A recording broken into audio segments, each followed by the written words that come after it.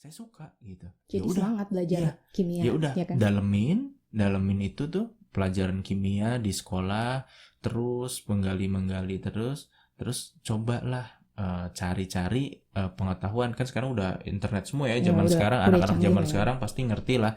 Cari-carilah kalau kimia itu masuknya cocoknya untuk jurusan apa. Misalkan saya interest di kimia, apakah langsung jurusan kimia? Kan enggak juga, bisa juga jurusan yang lain yang misalkan mirip-mirip yang dengan minatnya dia. Nah, ketika dari situ udah tuh memilih atau menentukan, lalu konsultasi juga. Kan biasanya kalau di SMA itu ada guru BK ya, bimbingan dan konseling. Nah, di guru BK itu kita bisa nanya, kasih tau lah, Pak saya interestnya dengan ini, atau Bu saya interestnya dengan bidang ini, bidang akuntansi, atau saya sukanya tentang ekonomi nih Bu, kira-kira kalau saya ambil jurusan di fakultas ekonomi kan ada macam-macam Bu, ada manajemen, ada ekonomi, ada bisnis sekarang, bisnis digital, ada akuntansi, bahkan akuntansi pun ada akuntansi syariah, ada macam-macam gitu, ada akuntansi perbankan dan lain-lain, macam-macam, banyak banget. Nah di situ kita bisa nanya ke guru bimbingan dan konseling. Kalau misalkan udah nanya, pasti kita dapat pemahaman yang lebih juga, baik gitu. Kalaupun masih kurang juga, kita bisa nanya ke orang tua mungkin. Kalau orang tuanya memang memiliki kompetensi untuk mengetahui hal-hal seperti itu, atau nanya ke saudara dan nanya ke siapapun sebenarnya. Yang penting jangan cuma satu sumber, barangkali salah kan ya.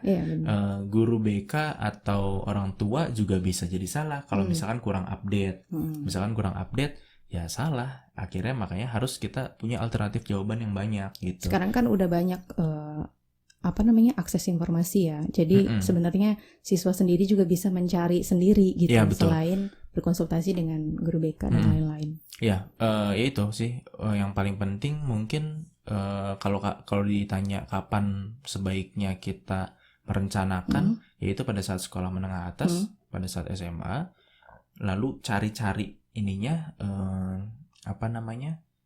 cari informasinya bisa jurusan. Media online atau ke guru BK kalau untuk di sekolah, atau konsultasi ke, atau juga ke alumni. Juga bisa. Ke alumni juga bisa. Kan? Nah biasanya kan suka ada tuh ya, kalau kayak semacam University Day, itu kan biasanya alumni SMA kita tuh suka datang tuh ke sekolah, dan kita bisa nanya-nanya di situ tuh. Siapa tahu ada hal yang kita nggak tahu, tapi ada informasi yang didapat dari alumni yang karena dia yang paling terupdate mungkin, seperti itu. Nah, untuk teman-teman nih, ada nggak sih tipsnya biar yang mau kuliah itu nggak salah ambil jurusan? Kira-kira menurut kamu gimana? Iya, jadi kalau saya sih berpikirnya gini, kembali lagi yang tadi di awal, tentukan dengan minatnya. Bakat nggak usah dipikirin dulu deh, karena kita juga bingung ya. Saya mungkin nggak semua orang menyadari. Iya, sampai kita aja udah dewasa nih, misalkan udah umur dewasa, udah menikah, udah punya anak, kita masih bingung loh, bakat kita apa ya sebenarnya. Kita ngerasa bakat saya ini, itu kepedean apa beneran bakat gitu, atau cuma perasaan doang. Jangan-jangan cuma sok pede doang, ngerasa saya bakatnya ini, padahal itu nggak berbakat gitu. Kita agak susah lah itu. Tapi kalau minat kita bisa tahu kecenderungan paling enggaknya kita senangnya di mana gitu kan. Misalkan saya suka kalau saya kan dulunya IPS ya, waktu SMA. Aku juga IPS. Ya, saya suka tentang ngitung-ngitung uang, akuntansi dan lain. Oh iya, ya udah, saya masuk jurusan akuntansi aja. Atau pada saat itu saya udah berpikir bahwa oh iya, saya suka ini, dan walaupun nggak pinter-pinter amat, tapi ya memang minat gitu. Akhirnya perdalam di situ, terus cari-cari informasi, ya kuliah di jurusan yang itu. Ya walaupun kembali lagi tidak sesuai ekspektasi ya. Misalkan ternyata belajar matematika lagi, padahal jurusan akuntansi. Matematikanya susah pula, terus belajar statistik lagi. Ya semua jurusan juga pasti belajar statistik gitu kan.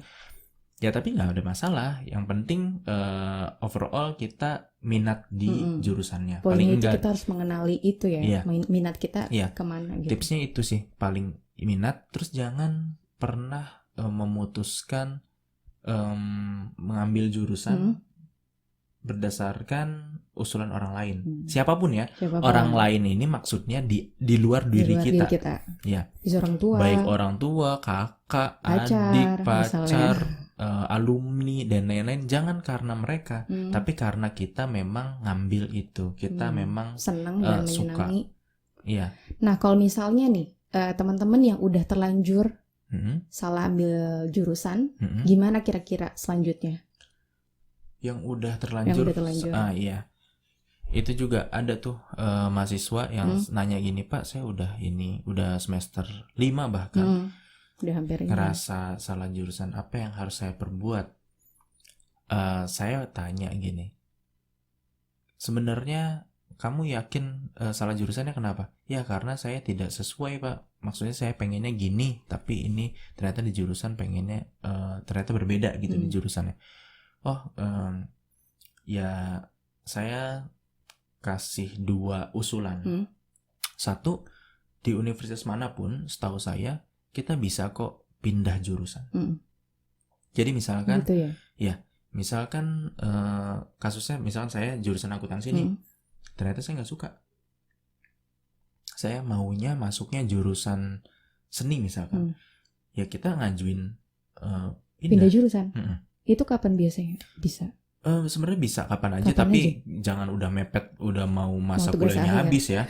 Itu mah nanti susah lagi. Kalau bisa cepet-cepet. Kalau mau ngambil jalan itu harus cepet-cepet memutuskan bahwa misalkan ya semester 4 lah, misalkan udah 1 semester, 2 semester, 3 semester, sampai 4 semester ngerasa, wah ini saya kayaknya tersesat deh. Galau gitu ya. Ya saya harus ini serius di bidang yang saya minati. Oke, saya pindah. Nah itu bisa mengajukan ke ketua jurusan dulu, ke kaprodi misalkan, lalu ke dekan, lalu nanti ke kaprodi untuk jurusan yang kita baru yang lamar itu. Biasanya semua universitas bisa pindah jurusan seperti itu. Itu satu yang bisa dilakukan kalau memang beneran mau memutuskan untuk pindah dan menyesali dan mulai dari awal lagi tapi serius gitu. Yang kedua, ya udah terima saja.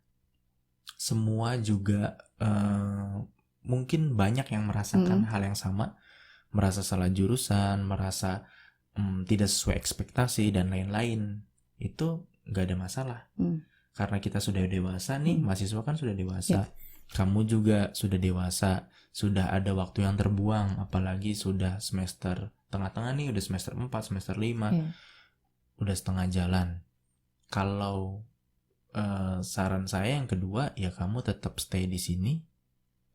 Coba syukuri dengan apa yang kamu dapat. Kamu ingat lagi bahwa masuk untuk jurusan ini dengan perjuangan.